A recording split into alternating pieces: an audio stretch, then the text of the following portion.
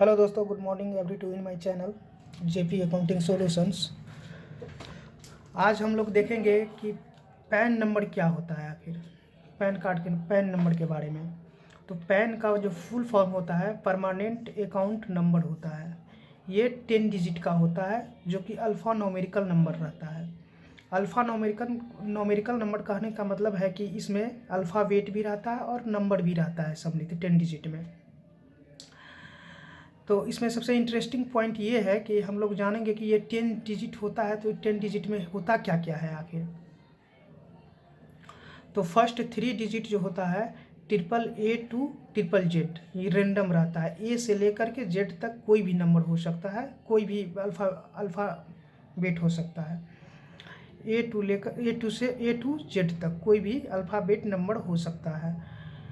सिर्फ अब आते हैं नेक्स्ट डिजिट पे। फोर्थ डिजिट जो होता है वो इंडिविजुअल पर्सन के लिए उसमें पी रहेगा, ट्रस्ट के लिए टी लिखा रहेगा और कंपनी के लिए सी होगा, फर्म के लिए एफ होगा, गवर्नमेंट के केस में जी होगा और लोकल अथॉरिटी के केस में एल होगा। यानी कि जो ये परमानेंट अकाउंट नंबर होता है उसका जो फोर्थ डिजिट होगा, पैन नंबर का फोर्थ डिजिट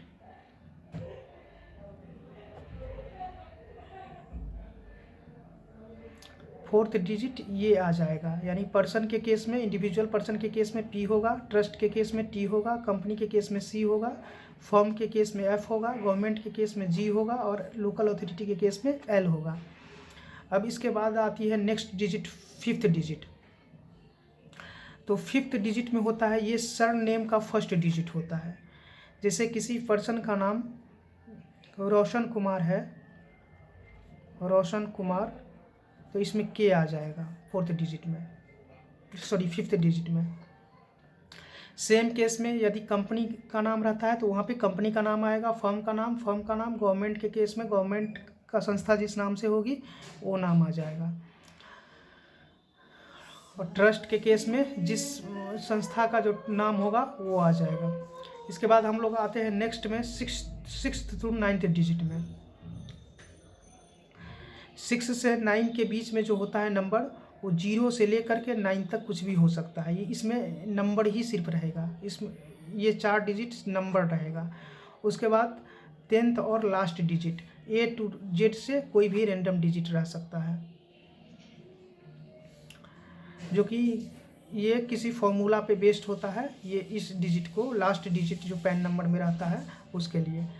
तो आज के लिए इतना ही। पैन नंबर के मतलब हम लोग जान चुके हैं कि परमानेंट अकाउंट नंबर इसका फुल फॉर्म है, जो कि 10 डिजिट का होता है, अल्फ़ा न्यूमेरिकल नंबर होता है, जिसका first digit A to Z तक कोई भी रैंडम रह सकता है। फोर्थ डिजिट में यदि संस्था के नाम से है, ट्रस्ट है तो टी रहेगा, कंपनी है तो सी रहेगा, फर्म है तो एफ रहेगा, गवर्नमेंट है तो गवर्नमेंट के केस में जी रहेगा, लोकल अथॉरिटी के केस में एल होगा। इंडिविजुअल पर्सन या नेचुरल पर्सन जिसको बोलते हैं उस केस में पी होगा। फिफ्थ डिजिट जो आती है तो उसमें सरनेम का फर्स्ट डिजिट होगा, या संस्था के नाम से होगा तो संस्था का नाम होगा, उसमें संस्था के नाम का फर्स्ट डिजिट। कंपनी का होगा तो कंपनी का नाम, फर्म का होगा तो फर्म का नाम। अब सेम चीज़ आ जाती है नेक्स्ट डिजिट में 6 to 9th में 0 से लेकर के 9 तक कोई भी डिजिट हो सकता है जो कि नंबर में रहता है।